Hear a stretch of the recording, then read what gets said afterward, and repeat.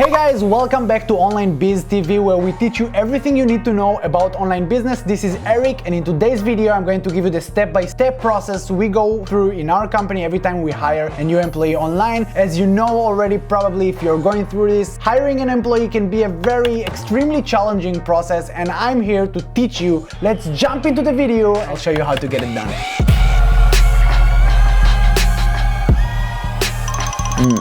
When your business starts to grow, eventually you're gonna have to bring in more people in order to keep managing the day-to-day operations while still have everything under control and still expanding your business. So the first thing you might ask yourself is, when should I hire the first employee? When exactly? How should I know it's time to hire the first employee? So I usually ask myself three questions. The first one is a must, the second one is highly recommended, and the third one, well, it's kind of optional. So the first thing I must ask myself is, do I understand this area of the business well enough to know my KPIs or key performance indicators? This is important for you to be able to manage the new employee, keep track of his performance, and improve his performance over time. The second point, which is highly recommended, is only doing it when you feel it's too much work for yourself. And also, please, I see too many businesses not doing that. Only do it when the business can pay for it and the business is profitable. Don't do it based on some imaginary potential revenue. Do it based on revenue that you already got, and if the business is already profitable, then it's a good time to bring in a new employee. And then the third point, which is, to be honest, optional, you're lazy and you want someone else to do your heavy lifting. Now, in terms of guidelines, there are two things that I always keep in mind when I bring in new employees to the business. The first one is hire fast and fire faster. And this is important because usually when you hire for any type of job for the first time, you don't really know what you need and you don't really know how to manage this employee. And usually when you do hire, you're gonna hire the wrong people, but they're gonna teach you everything you need to know about how to hire the next employee and hire the right employee. Now, this process can take 3-4 times. So you might hire 3 people in a span of a month, but eventually you're gonna find the right person to work with you, and just hire fast, fire faster, and learn from the process. The second guideline is no discipline. All right, with our company, we never deal with any discipline. It's either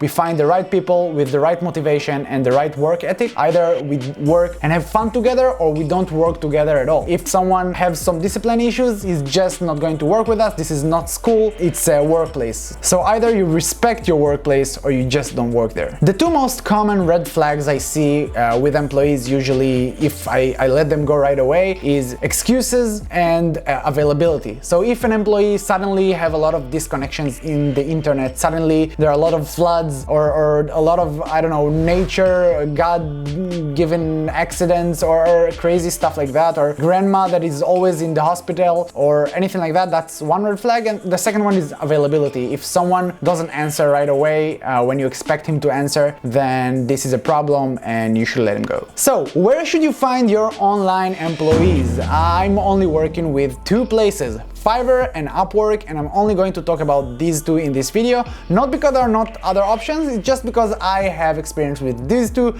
and I don't want to talk about anything that I don't have any experience with. First, let's talk about Fiverr. Fiverr is a marketplace where you can find a lot of freelancers with pre-made gigs they've been doing for a long time for a specific price, and they know exactly what you're doing. So this is a very good place, very price effective, and it's great if you want to have your go-to guy that's doing this specific thing that you want to do over and over again over time. So let's say, I don't know, you need someone to remove background from images. There are guys on Fiverr that are doing just that. Just write in the search, remove background, find this guy, find someone you like working with, and then after a while it just becomes automatic because you keep doing it again and again and again. Also, if you don't find anything specific to what you need on Fiverr, you can post a request and write exactly what you need, and multiple freelancers will apply for your request, and then you can compare very easily between different freelancers and decide who you want to go with. And finally, Fiverr is great for anything related to design and graphics. So again, because everything is very visual, you can see everything right from the search bar or inside the freelancers page. You can see everything, makes it very easy to digest and pick your favorite freelancers. And then we got Upwork, which is kind of similar to Fiverr, but usually in Upwork you hire people based on an hourly rate. So it's greater for long-term jobs. If you want to find an employee that's going to work with you full-time, Upwork is your go to. Usually you can find experts on any level, all the way up to $200 an hour, and you got better filtering options between employees. So these are my two go-to places to find online employees. About the process. So we already talked about when should you hire a new employee and where you should get the employee from. Now, how exactly are you doing that? First, you need to set up your account either in Fiverr or Upwork. And then you need to decide if the job you need is a one-time gig or a long-term job. Usually, if it's a one-time gig, I'll just go to Fiverr and post it as a request. If it's a long-time job, I usually go to Upwork, but again, you can try both to get a little bit of a feel to see what's going to be the best fit for you.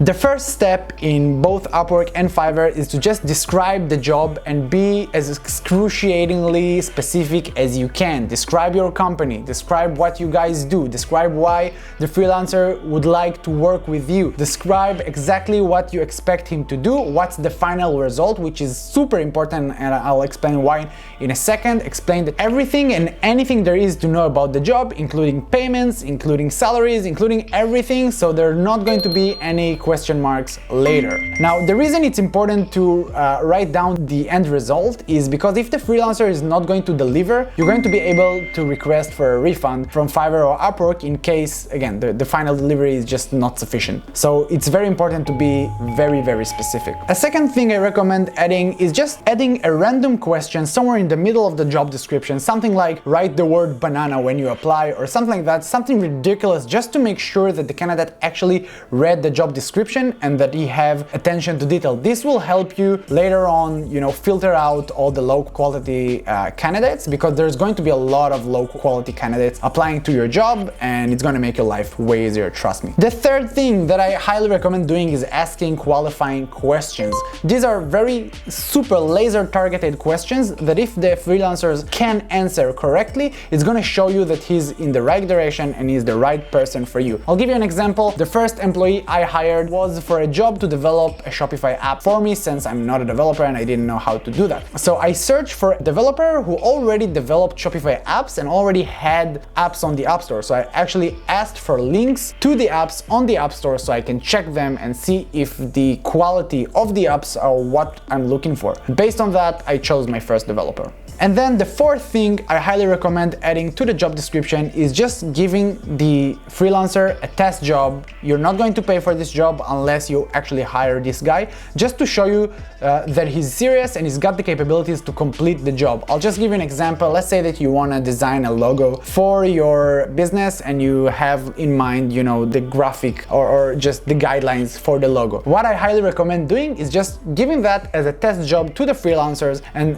the guys that are serious enough are gonna get back to you with the design, and just from filtering out these few designs that you're actually getting, it's going to be very easy for you to decide between the few that actually submitted it, which is the one you want to go with. So I'll just give you an example. You posted a job, you get like 200 requests, okay? And then let's say that 80 of them write the keyword banana, okay? And let's say that 40 of them are actually answering the qualifying questions and get you exactly what you want. 10 out of them are actually submitting the test job, the 10 logos. And now you know that you got guys that are paying attention to details, that are highly qualified for the job, and they're actually committed and set you the first design. Now it's super easy for you to decide who is the one you want to keep going with. I'd say that the final part is actually getting all these requests and start filtering out.